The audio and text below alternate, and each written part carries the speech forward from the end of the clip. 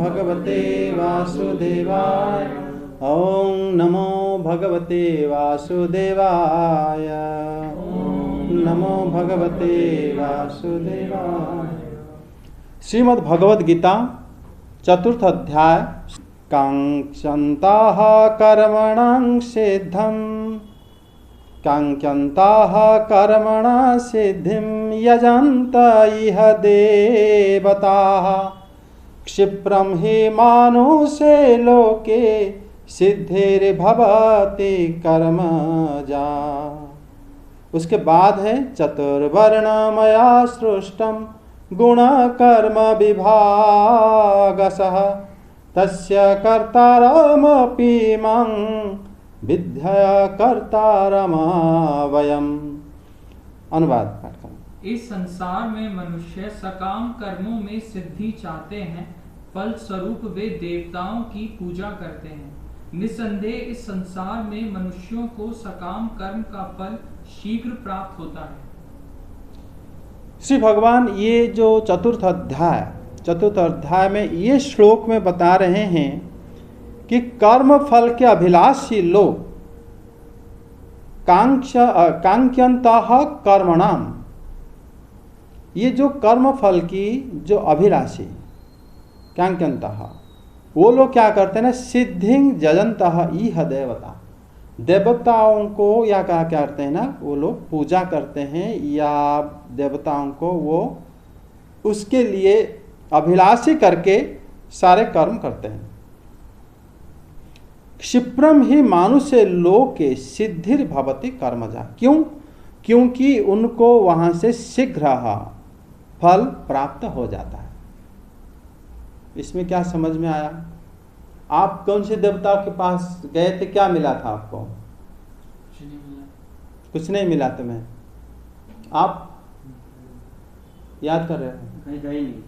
कहीं गए नहीं। मतलब कृष्ण भगवान के उसमें करते थे। कृष्ण भगवान के पास रहे तो शिवा कई लोग जाते हैं देवताओं ने आपका कोई सुना है कि देखा है कि देवताओं के पास भगवान यहाँ पर बताए हैं कि कर्म फल अभिलाषी लोग जो है देवताओं को पूजा करते हैं, क्योंकि कर्म से उत्पन्न होने वाला फल शीघ्र प्राप्त होता है।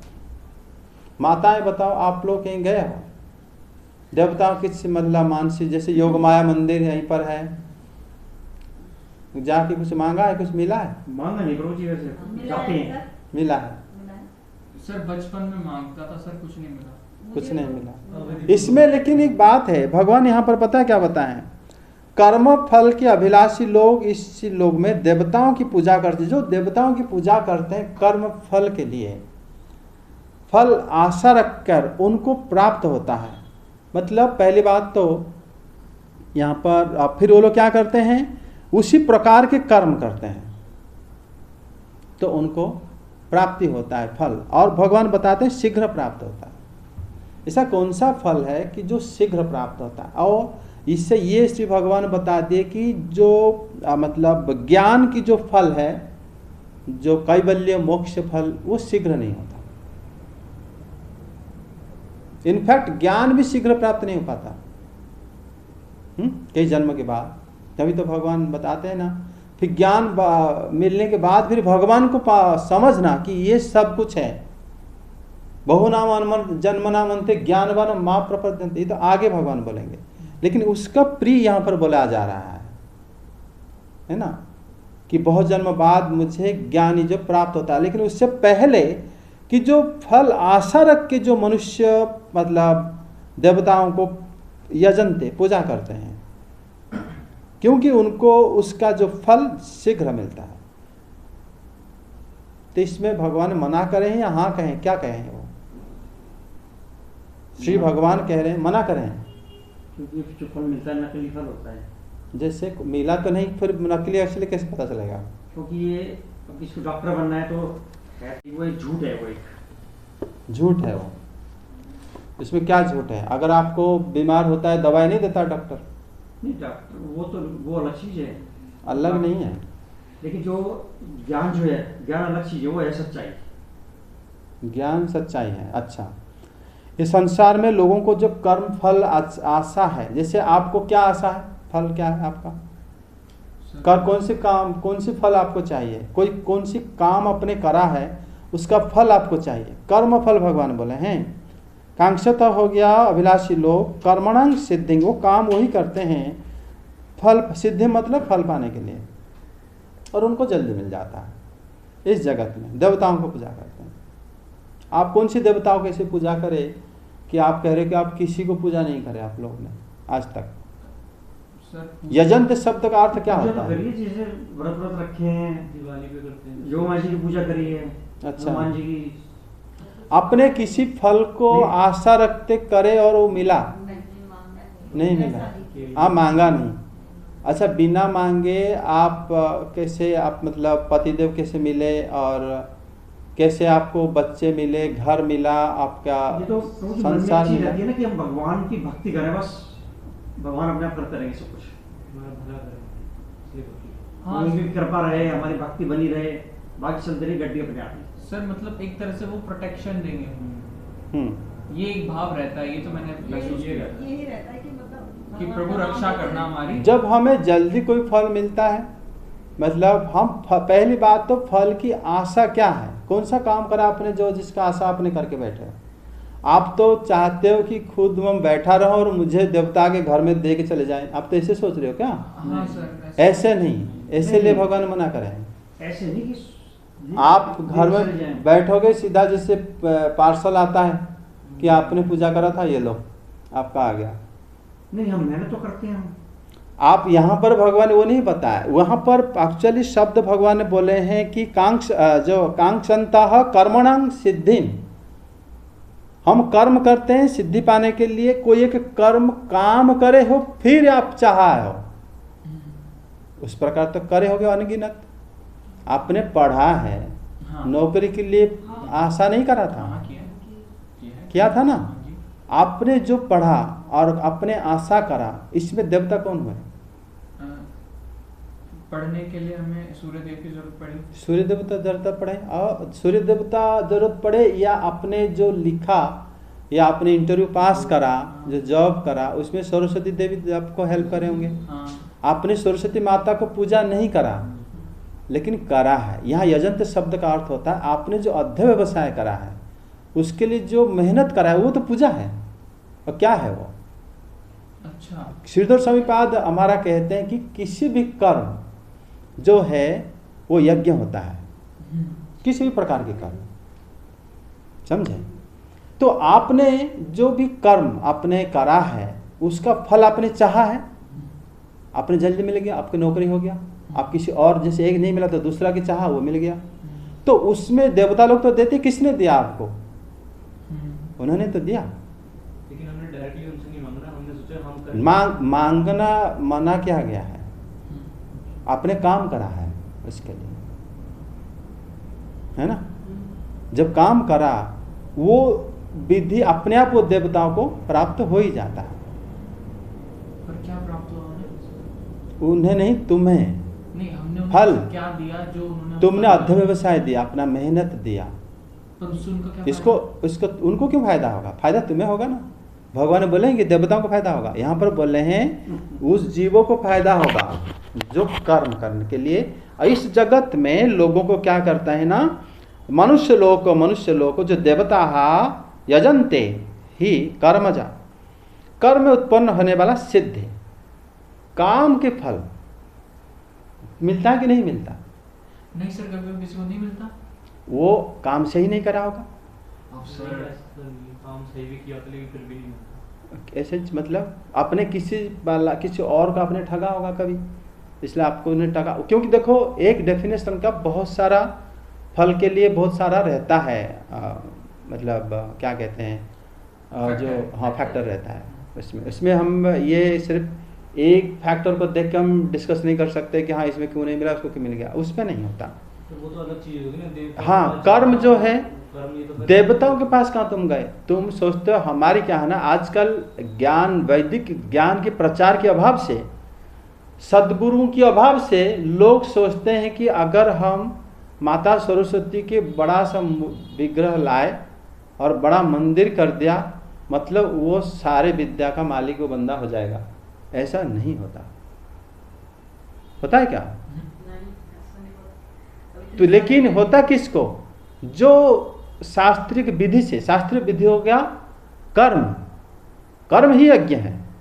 तुमने अगर बहुत पढ़ा या अध्ययन करा, काफी मेहनत करा है, तो सरस्वती माता आपको वरदान देंगे। तो पढ़ना ही उनकी यज्ञ है, उनके यज्ञ हो गया माता की। बिना पढ़े हम ले आए और हम सोचते हैं कि हम खाते हैं, इनको एक अच्छा लड्डू खिला दो, ला के रख दिए माता के सामने, और फिर हम जानते हैं कि वो खाएंगे नहीं, फिर हम उसको ले भी आते हैं।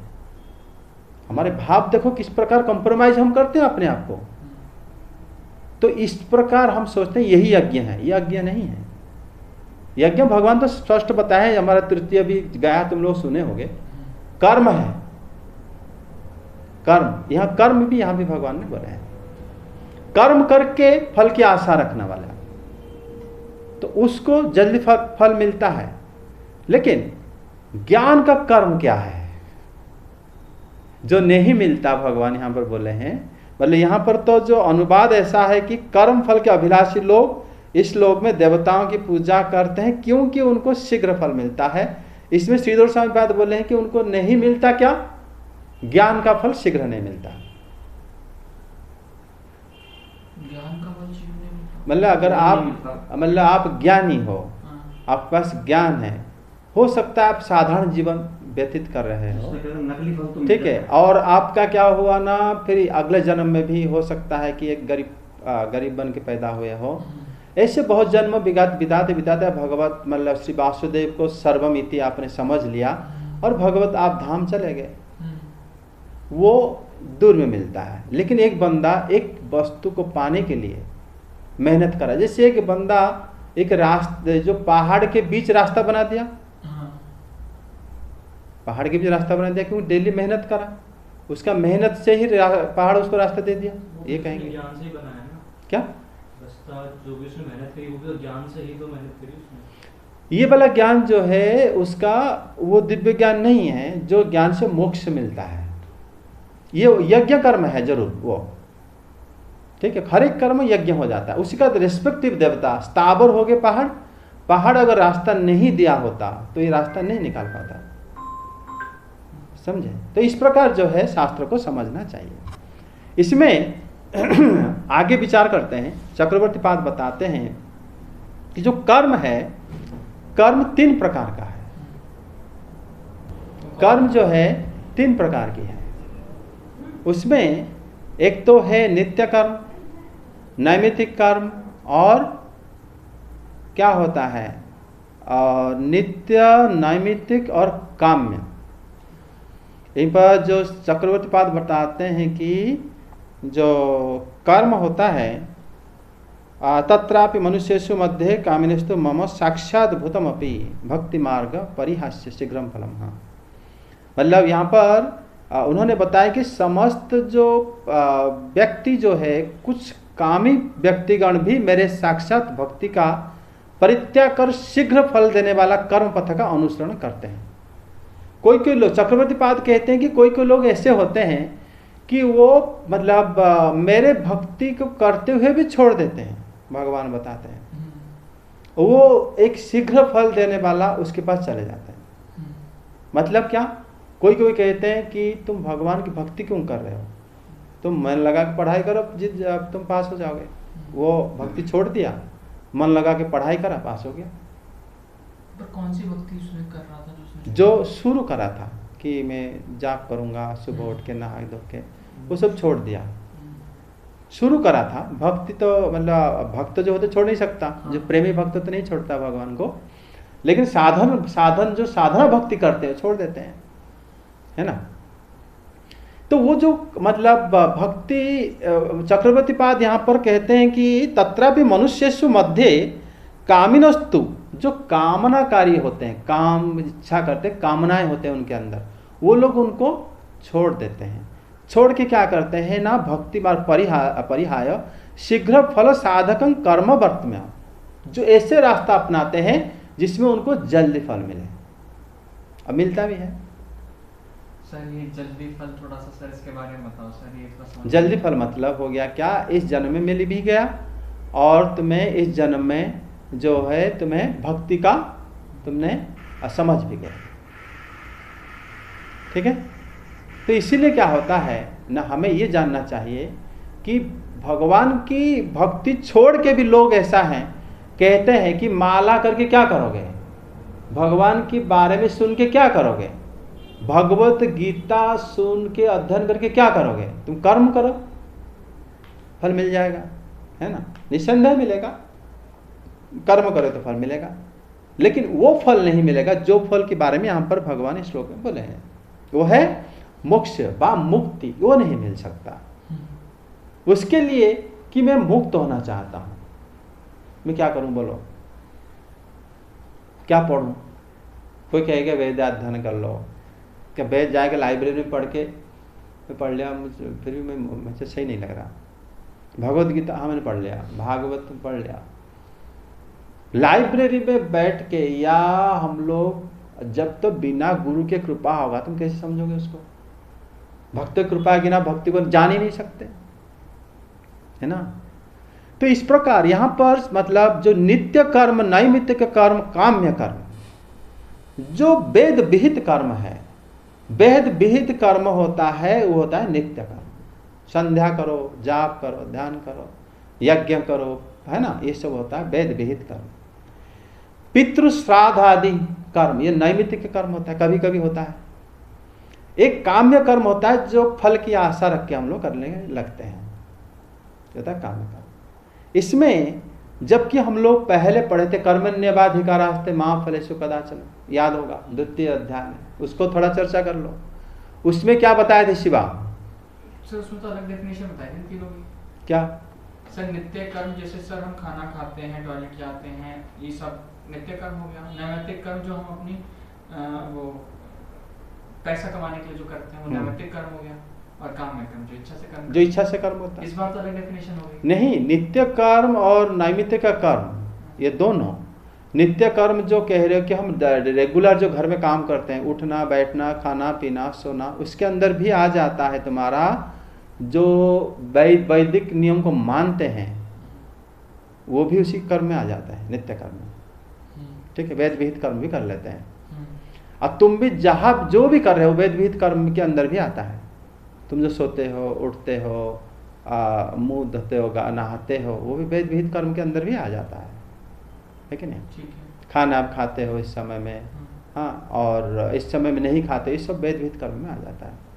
नित्य कर्म और नैमित्तिक कर्म, नैमित्तिक होगा जो कभी कभी हम करते हैं।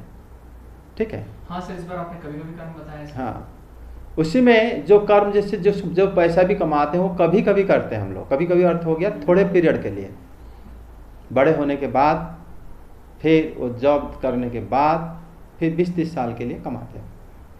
तो इसलिए नैमित्तिक वो भी आ जाएगा और पितृ श्राद्ध आदि भी आ जाएगा। एक और होता है जो फल की कामना से काम करता है, होता है कर्म, ना काम्य कर्म। ये 3 प्रकार की कर्म पहले जो हम जानते थे, अकर्मणि, और एक था क्या विकर्मणि, और एक था कर्म, तीनों था। अकर्म क्या होता था, वेद विहित कर्म। विकर्म क्या होता था, वेद निषिद्ध कर्म, जो वेद ने मना किया वो करो, वेद निषिद्ध कर्म। आज जो तुम्हारी इच्छा से कर रहे हो वो होता है तुम्हारा काम्य कर्म। लेकिन इसमें वेद विहित कर्म हो, वेद निषिद्ध कर्म, दोनों ही अमंगल है। हम सिर्फ कर्म करना चाहिए निष्काम कर्म, काम्य कर्म और निष्काम कर्म। इसमें दोनों में से निष्काम कर्म श्रेष्ठ होता है, क्योंकि निष्काम कर्म ज्ञान को उत्पन्न करा देता है। समझे? तो यहां पर जो हम लोग डिस्कस कर लिए, तो इसी प्रकार जो है मतलब श्री भगवान यहां पर जो बताए हैं कि जो फलकामी व्यक्ति है, भगवान वासुदेव की उपासना छोड़कर अन्य देवताओं की उपासना करते हैं, और वो उस प्रकार लोग जो होते हैं तो क्या करते हैं ना, भगवान बताते हैं जो जिस प्रकार सोचता है, जिस प्रकार कर्म करता है, वो उसी गति को प्राप्त हो जाता है। ठीक है, अगर उसी के अंदर उन्हें अपने आप को भी भगवान रखे हैं कि अगर मुझे प्राप्त करना चाहते हो तो ऐसे करो। तो इसी में अपना बुद्धि लगा के हम क्या करना चाहिए खुद विचार करना पड़ेगा। आगे 13। और सर इसमें सर जैसे भगवान जी ने बताया कि मतलब जल्दी जो एक फल मिल जाते हैं, कौन से कर्म है ये? सकाम कर्म। तो सर सकाम कर्म तो सर जैसे बहुत सारे लोग करते हैं और मतलब कईयों को फल मिलता नहीं मिलता। आपने कहा कि उनको उनमें कुछ गलती करी होती है, लेकिन सर हम देखते हैं मतलब कुछ लोग बहुत कम मेहनत से बहुत कुछ पा जाते हैं, कुछ लोग बहुत ज्यादा मेहनत करके भी उतना नहीं पा पाते जितना उन्हें मिल। वो शास्त्र में आप देखोगे उसमें हमारा क्या नाम पिछले जन्म का कर्म का फल जुड़ा होता है। हाँ, तो फिर वो क्योंकि ये मिल रहा है। हाँ, वो तो प्रारब्ध से मिल रहा है, फिर हाँ, थोड़ी मिल रहा है। कर्म से अगर वो नहीं करेगा, हाँ। प्रारब्ध से मिल भी सकता है कुछ, लेकिन अगर कर्म नहीं करेगा आगे वो क्या करेगा? पाप करेगा। सर ये कैसे मतलब? क्योंकि अगर वो कर्म नहीं करा, बिना कर्म को कोई रह नहीं सकते। हाँ। अगर आप कर्म करोगे तो उसमें आपका मन बुद्धि कर्मेंद्रिया ज्ञानेंद्रिया व्यस्त हो गया। अगर आप कर्म नहीं करे आप बैठ गए तो आप भगवान कहते हैं कि बिना कर्म करे हम रह नहीं सकते। जब बिना कर्म करे आप रह नहीं सकते तो उस समय क्या होगा? आपका मन आपके इंद्रिय कहीं ना कहीं तो जाएगा। तो फिर वो कर्म हुआ कि नहीं? तो वो कर्म कभी भी अच्छा नहीं होगा, क्योंकि आपने तो जानबूझ के कर्म का त्याग करा है। ना आप सत्संग करे हो ना आप साधु हो। तो इंद्रिय तृप्ति के बारे में सोचोगे तो फिर आप क्या करें? अगले जन्म में जो प्रारब्ध अभी आ रहा था वो तो खत्म हो जाएगा, फिर अगले जन्म में आप सीधा नरक में जाओगे। तो फिर बहुत बाद में मिला ना मैं फल एक हाँ। तरह से, पर यहाँ पे तो बोला था ना एकदम से मिल जाएगा। एकदम से मिलता कर्म, ये कर्म नहीं कर रहा है ना। बिना कर्म करे कैसे मिल जाएगा? ठीक है, ये जो कर्म है ये कर्म जो है सूक्ष्म कर्म कर, जैसे उसको इंद्रिया, जैसे पैसा मान लो उसके पास पैसे आ रहे हैं, कोई कारणवश मान लो उसके पैसे जो है किसी भी, क्योंकि प्रारब्ध हमारा कितना है पता नहीं ना, हो सकता है किसी प्रारब्ध से एक ऐसा बीमारी हुआ पैसा कम पड़ा, ऐसा भी हो सकता है। उसके बाद तुम कोई ना कोई काम करने गए, फिर उसी में तुम पाप भी कर सकते हो पुण्य भी कर सकते हो। तो कर्म करोगे तो फिर उसका फल तुम्हें मिल गया। जैसे लोगों के पास जो पैसा कम होता है तुरंत काम ढूंढते हैं, मेहनत करते हैं, काम मिल जाता है, पैसा मिल जाता है, तुरंत मिला। जो प्रारब्ध से जो हमें मिला ना आज, वो हमने पहले कभी कर्म किया, हाँ वो मिल जाता वो हमें आज है। मिला। इसीलिए प्रारब्ध के भरोसे कर्म ना करना बेवकूफ़ी नहीं है। उस समय फिर हमें तभी क्यों नहीं मिल गया, हमें आज क्यों मिल गया? कोई फल ऐसा होता है हम तुरंत नहीं मिलता, क्योंकि इसलिए क्या होता है हमारा लाइफ ऐसा होता है कि हम लाइफ मान लो सब तुम लोग सपोज तुम्हें इस बार तुम लोग 60 साल उम्र लेके आए हो, लेकिन तुम कर्म इतना कर लिया कि वो जो फल है उसको उसी लाइफ में मिल नहीं पाया, तो बच जाएगा। कर्म लास्ट दिन पता चला कि तुम्हें 2 दिन बचा है, तुमने सब कुछ अच्छे जगह में दान कर दिया, तो उसका फल तुरंत कैसे मिलेगा? तुम्हें तो उम्र ही नहीं है, 2 दिन में मिल जाएगा। क्या मिल जाएगा तुम्हें? तुमने 2 दिन में तुमने करा, फिर फल जब मिलेगा तब तक हो सकता है तुम किसी और योनि में रहोगे। फिर जब तुम मनुष्य बनोगे फिर ये वाला दान तुम्हें प्राप्त हो जाएगा। समझे? तो इसी प्रकार जो है कर्म की गति को समझ लेना चाहिए, इसमें कोई दिक्कत नहीं है। समझ गए ना? आगे श्लोक पढ़ो। प्रकृति के तीनों गुणों और उनसे संबद्ध कर्म के अनुसार मेरे द्वारा मानव समाज के 4 विभाग रचे गए। यद्यपि मैं इस व्यवस्था का सृष्टा हूँ, किंतु तुम यह जान लो कि मैं इतने पर भी अव्यय अकर्ता हूँ। भगवान जो 4 वर्ण सृष्टि करें, ब्राह्मण, क्षत्रिय और वैश्य और शूद्र, मान लो यहाँ पर ये कर्म का मार्ग है ये, ठीक है। जो सारे वर्ण है, जो जैसे यहाँ पर बताया गया है कि अगर मान लो कोई प्रश्न करता है कि भक्ति और ज्ञान मार्ग अगर मुक्ति फल देने वाला है, फिर कर्म मार्ग अगर बंधनकारी है, तो फिर परमेश्वर इस प्रकार कर्म मार्ग को क्यों सृष्टि करे? प्रश्न कर सकता है कोई। अगर मान लो ज्ञान मार्ग भक्ति को देता है और भक्ति मार्ग, ज्ञान मार्ग जो है हमें मुक्ति देता है, भक्ति मार्ग भी उद्धार कर लेता है, तो फिर एक कर्म वाला मार्ग भगवान फिर क्यों सृष्टि करें? एक कर्म के लिए ही तो 4 वर्ण सृष्टि हुए हैं। क्योंकि कर्मयोग चल रहा है ना। ये जो यहाँ पर जो ब्राह्मण, क्षत्रिय और वैश्य, शूद्र, ब्राह्मणों की जो सम दम आदि कर्म है उनका, है ना, सम दम, इंद्रिय दमन करना इत्यादि वो लोग करते हैं, कोशिश करते हैं, और उनके घर में उस प्रकार ट्रेनिंग मिल जाता है ना, सम दम आदि। और क्षत्रिय जो होते हैं उनके पास युद्ध कर्म आदि ट्रेनिंग मिल जाता है, कैसे लड़ाई करना है जब जरूरत पड़ता है ना। वैश्य कर्म जो होता है वो लोग तमह रज प्रधान होते हैं, और वो कृषि, कैसे बिजनेस करना है, किस प्रकार मान लो वाणिज्य करना है, गौरक्षा कैसे करना है, कृषि करना है, ये उनको शिक्षा मिल जाता है। तमो प्रधान जो शूद्र गण होते हैं वो लोग सेवा करना सीख जाते हैं।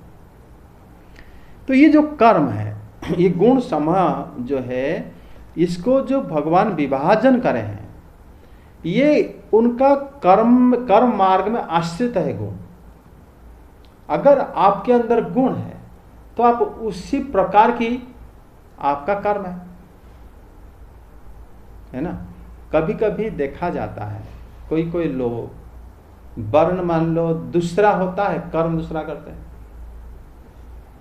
है ना, लेकिन आप देखोगे उसका स्वभाव क्या है, गुण कैसा है। गुण और स्वभाव के हिसाब से भगवान 4 प्रकार की व्यवस्था करे हैं, लेकिन ये सारा कर्म के लिए करे हैं, ध्यान रखना। ज्ञान के लिए, भक्ति के लिए चारों वर्ण जो है कभी भी कोई भी आ सकता है भक्ति करने के लिए, ज्ञान आहरण करने के लिए, लेकिन ये चारों जो है कर्म करने के लिए, जो कर्म करते हैं, ये है ब्राह्मण या तो क्षत्रिय या तो वैश्य या तो शूद्र। इनका गुण और स्वभाव के अनुसार भगवान उनको 4 भाग विभक्त कर दिए। लेकिन भगवान यहां पर बताते हैं कि मैं कर्ता होने के कारण मैं इससे लिप्त नहीं होता।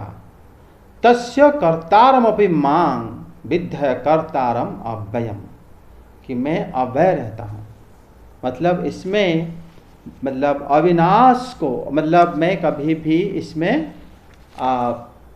लिप्त नहीं होता। 4 प्रकार की जाति हम लोग, मैं हिंदी में समझते हैं कि जाति के लोग हैं। जाति जो होता है जन्म से होता है, इसको जाति कहते हैं, ठीक है। वर्ण लेकिन वो जाति नहीं होता जन्म से जो होता है वो जाति नहीं होता, मतलब वो वर्ण नहीं होता, जन्म से जाति हो जाता है, तुम इसे जाति के हो। प्रजाति जाति ऐसे एक जैसे बात, लेकिन वर्ण होता है तुम्हारा कर्म और स्वभाव। जैसे मान लो कभी कभी आप देखोगे वैश्य परिवार में जो लोग व्यवसाय करते हैं, फिर भी उनके अंदर कोई एक जन्म हुआ होगा जिसका स्वभाव ब्राह्मण जैसा है, वो ठगेगा नहीं किसी को, और वो दान करने की मन है, और उसका ऐसा स्वभाव है कि क्योंकि ब्राह्मण जो होता है वो चाहता है कि जगत को कुछ दे के जाए, और शूद्र मतलब वैश्य वगैरह रहता है, हम किसी ले लोगों से, ब्राह्मण देना चाहता है, क्षत्रिय रक्षा करना चाहता है, वो जहां भी देखेगा दुनिया में उसको और असुरक्षा दिखाई देगा हमेशा, और असहिष्णु होगा कि ऐसे क्यों हो रहा है, ऐसा क्यों हो रहा है। वो क्षत्रिय स्वभाव की है, चाहे जाति में कुछ भी हो सकता है, उसको उसी वर्ण का मानना चाहिए। वर्ण हो गया उसका गुण, और स्वभाव को वर्ण कहते हैं, जाति उसको नहीं कहते। जाति होता है हमारा जो आजकल जो है, जो जिस घर में जन्म हो गया उसी जाति का हो गया।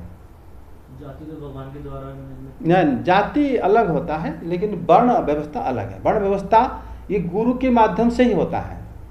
लोग गुरुकुल जब जाते हैं तब फिर उनका वर्ण व्यवस्था हो जाता है कि ये जो है, आप देखोगे भागवतम में 5म स्कंद में आप देखोगे कि जब 9वें स्कंद में भी है, जब जो वंशानुचरित्र बताया है सुखदेव गोस्वामी पाद, ऋषभदेव की कुछ पुत्र भी हैं जो ब्राह्मण बन गए।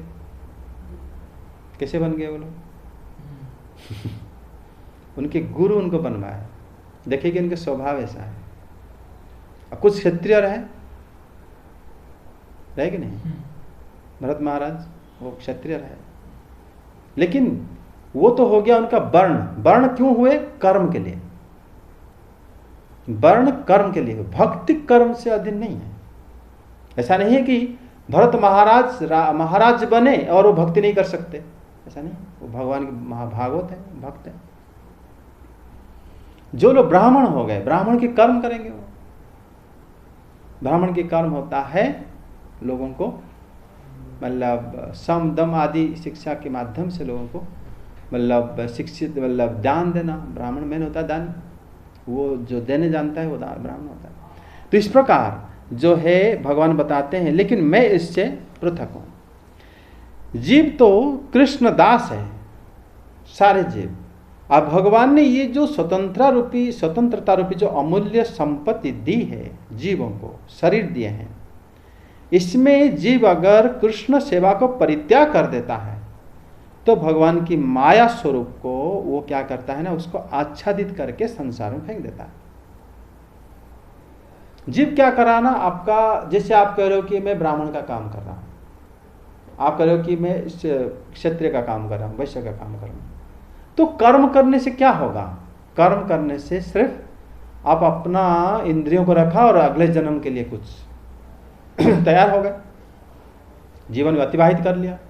लेकिन जीव कृष्ण दास है, अगर ये जो भूल जाता है वो फिर चाहे किसी भी प्रकार के कर्म करे, चाहे ब्राह्मण के कर्म करे, चाहे क्षत्रिय के करे, वैश्य के करे, शूद्र के करे, कर्म का कोई महत्व नहीं रह जाता। तो उसको इसी लाइन में आने के लिए तभी श्री भगवान इसी जो चतुर्थ अध्याय में कर्म प्राधान्य योग में बताते हैं कि भगवान की अहित्य कृपा होने के कारण जीवों के उद्धार के लिए भगवान ने कर्म मार्ग की सृष्टि तो किए हैं। कर्म नहीं करेगा तो जीव दूसरा कर्म करेगा कैसे? जो आइडियल हो जाएगा, आलसी हो जाएगा, कोई काम नहीं करता, वो तो शैतान के घर है, वो तो कुछ नहीं करेगा आगे। कर्म करते करते, जिससे आप देखोगे एक श्लोक में भगवान बताए थे कर्म ना करने से कर्म करना अच्छा है। अर्थात अगर आप कर्म कर रहे हो, कल आप निष्काम कर्म भी कर सकते हैं। अगर कर्म करने की आदत ही नहीं आपको, तो निष्काम कर्म कैसे करोगे? हाँ, कर्म फल छोड़ सकते हो। आज आप इच्छा के बस आपने, सपोज मैं बच्चों को पढ़ाता हूं, पैसे देते पढ़ाता हूं, कल मैं बिना पैसे के भी तो पढ़ा सकता हूं या नहीं पढ़ा सकता? अगर कर्म ही नहीं कर रहा हूं मैं, तो फिर मुझे कैसे निष्काम कर्म करने के प्रवृत्ति क्यों आएगा? प्रवृत्ति आएगा भी करोगे कैसे अगर आपने कर्म को छोड़ दिया है? आप एक जगह में खाली बैठे हो और सबको कह रहे हो कि मैं कर्म की जरूरत नहीं, कर्म बंधन के कारण है, आप मुझे भीख मांग के खा रहे हो या आप दान ले रहे हो, तो फिर आप किस प्रकार आपका उद्धार करोगे? निष्काम कर्म कैसे करोगे? आप तो आशा लगा के बैठे, वो उतना देगा, वो उतना देगा, नहीं दिया तो फिर आप और कोई तिकड़म लगाओगे, क्या करने से उससे आएगा, ऐसे सोचने लगे। क्यों आजकल जो बड़े बड़े जो संस्था में क्यों प्रॉब्लम होता है? इसलिए क्यों कर्म जो हमारा है हम नहीं समझ पाते। कर्म त्याग ना करके कर्म फल को त्याग करो। मंदिर के अंदर ना रह के बाहर रह के अपना कर्म करो जो योग्यता है, लेकिन फल त्याग छोड़ दो। फल के लिए मत करो, खाली कर्म करो। वो फल को या तो संस्था को दे दो। जैसे गौर गोविंद महाराज कहते थे, कोई भी गृहस्थ, कोई भी ब्रह्मचारी अगर वो पढ़ा लिखा है तो कोई भी काम करता है, करो, उसका जो सारा पैसा को लाके मंदिर में रख दो।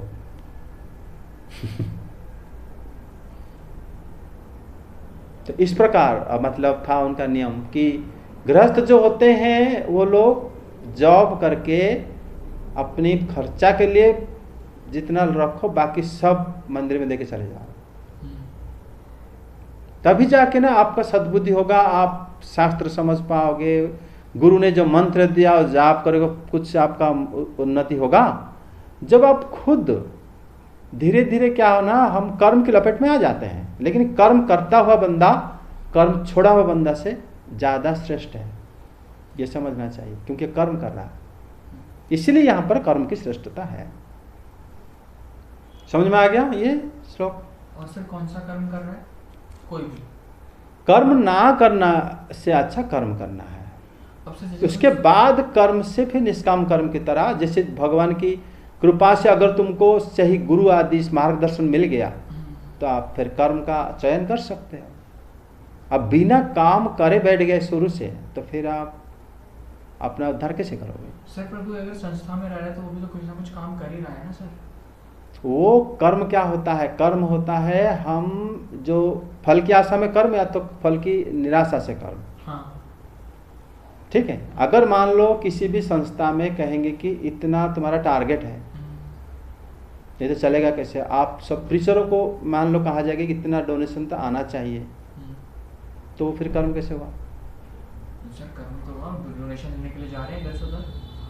टारगेट जब मिलेगा, ये फल की आशा रख के जा रहे हैं ना, निष्काम तो नहीं हो पाया। नहीं निष्काम नहीं है, पर कर्म तो है। तो फल सकाम कर्म फिर संस्था में करने की जरूरत नहीं है। सकाम कर्म तो फिर भक्ति नहीं कर पाओगे ना, अच्छा। फिर ज्ञान नहीं उदय होगा ना तुम्हारे अंदर, फिर शास्त्र नहीं समझ पाओगे ना तुम। वही तो मना किया गया है। ऐसा तो नहीं कहते कि तुम जाओ जो मिला कोई बात नहीं, तुमको कुछ नहीं मिला, सब आके बोले कुछ नहीं मिला, तो फिर क्या करो? या तो ये होता है टारगेट अगर देते हैं तो वो सिर्फ वो सकाम कर्म हो जाता है ना। ये सिर्फ उसको कि भाई ताकि वो अपना 100% दे। अब उसमें जब नहीं, इसका मतलब तुम्हारे उसके 100% नहीं देगा ये तुम सोचते हो, दे रहा है। हो भी तो सकता है वो 100% दे रहा है, उसके बाद वो क्या अलग तरीका अपनाएगा। फिर वो सारा चीज सकाम, पहले तो सकाम कर्म हो गया, उसके आप फिर वेद निषिद्ध कर्म हो गया, उसमें किस प्रकार आप दिव्य ज्ञान की आशा कर सकते हो? उससे अच्छा ये नहीं है कि आप अपना जो जो आपको जानते थे आप कर्मी लाइफ में, उसी को पूरा दे दो संस्था को। उसमें तो किसी भी प्रकार की कोई मना नहीं कर सकता, वो आपका प्राप्य है। लेकिन सर जैसे हमें बताया जाता है, इससे क्या होता है ना, ज्ञान प्राप्त आहरण करने में आसान होगा। निष्काम कर्म से क्या होता है, द्वितीय अध्याय हम लोग पढ़े थे, उसमें ज्ञान मिलता है। जो निष्काम कर्म करा वो शास्त्र समझ जाएगा, जिसका फल के ऊपर आशा नहीं है, जिसका फल कामी है शास्त्र नहीं समझ पाएगा। शास्त्र की मतलब सूक्ष्म रहस्य को नहीं जान पाएगा, क्या कह रहा है, फिर अपना जीवन कैसे सार्थक समझा मतलब बनाए, उस बारे में कुछ भविष्य अंधकार हो जाएगा। इसीलिए समझ में आ गया सर? फिर ये जो गुरु की आज्ञा होती है कि गुरु ने हमें ऐसे आज्ञा दी है तो हमें गुरु की आज्ञा, गुरु जानते हैं हमारे लिए कैसा ही है, तो सर वो अगर गुरु ने हमें ऐसी आज्ञा दी है तो उसमें गलत क्या है? गुरु अगर आज्ञा दे कोई गलती नहीं है। गुरु अगर आज्ञा दे हैं कोई गलती नहीं है उसमें। क्या होगा ना, लेकिन सकाम कर्म में रहने से क्या होता है, जो ये होता है क्या ना, हमें दिव्य ज्ञान की प्राप्ति नहीं होती, ये इसमें प्रॉब्लम है। जैसे गुरु आज्ञा दिए और कि तुम ना जाके 10 लाख रुपए लेके आओ, आज्ञा दे दिए, और वो आके बोला कि गुरु को फिर तो बोलेगा कि गुरुदेव नहीं हो पाया, और गुरुदेव के जब तक नहीं मिलेगा आना नहीं, तो फिर नहीं आएगा, वो चला गया, तो गुरु आज्ञा अवज्ञा नहीं हुआ, उसको मिला नहीं। इसमें भी उसको भी दिव्य ज्ञान मिलेगा, गुरु को भी मिलेगा, है ना। ऐसा अगर कहेंगे किसी भी तरह लेके आना है तुम्हें, जाना नहीं यहाँ से, तो फिर वो क्या करेगा, ये तो गुरु आज्ञा नहीं हुआ ना। जैसे जाबाली ऋषि को गुरुदेव आज्ञा दिए एक गाय लेके जाओ, जंगल में बैल हो सकते हैं मतलब सांड, 1000 गाय बना के लाओ,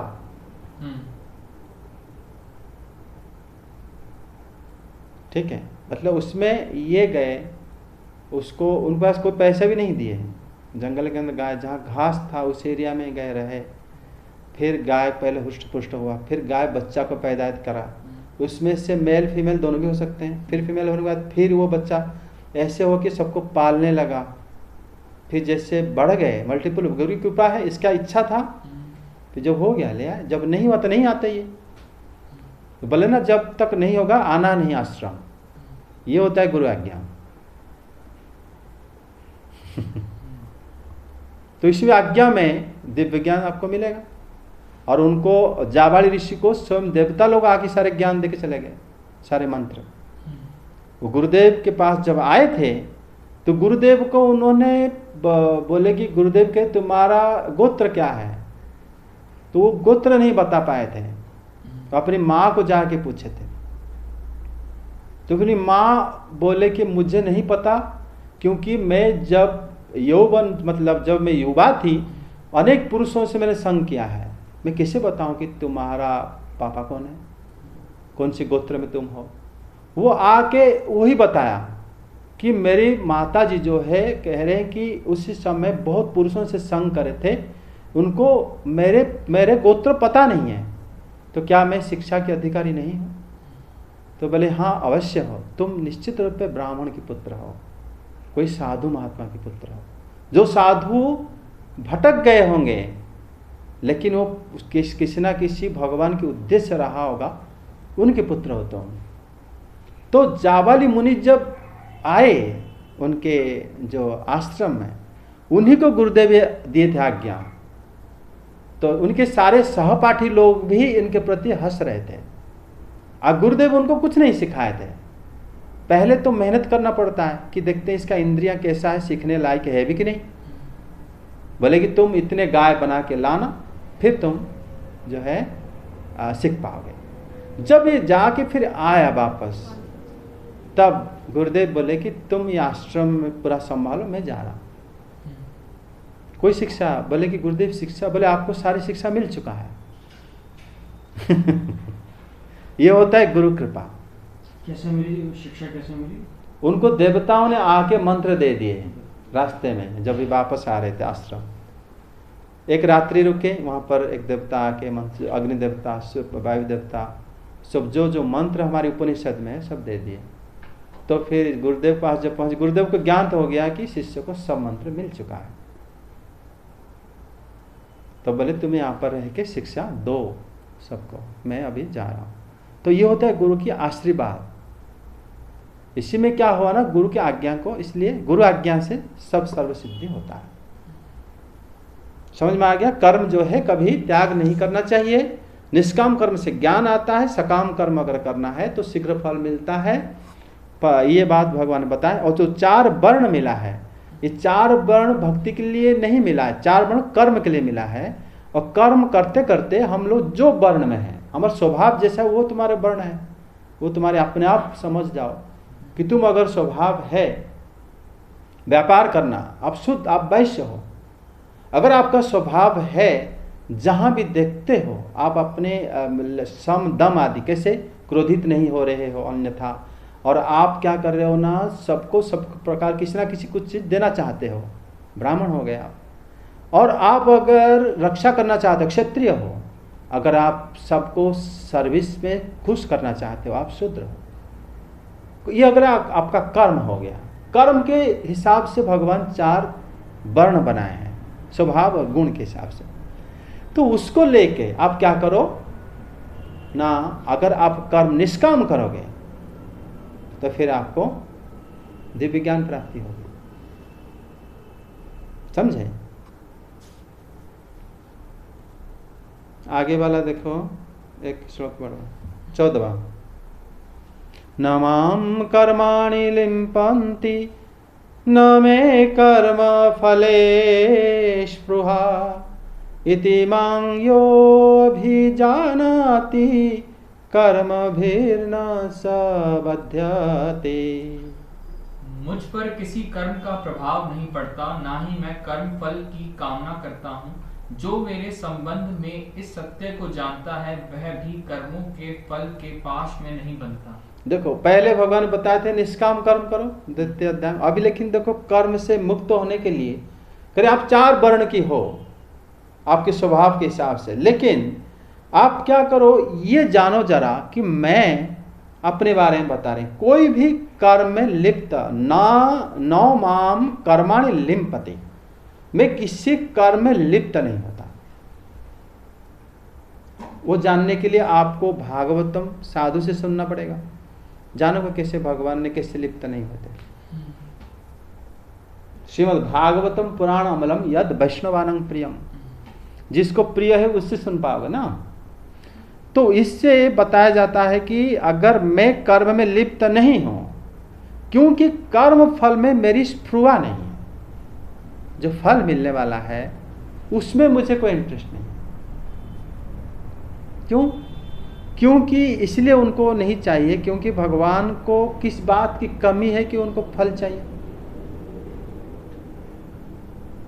षडैश्वर्यपूर्ण है, अगर सारे ऐश्वर्यपूर्ण है तो उनको किस बात की कमी है कि उनको जो चाहिए।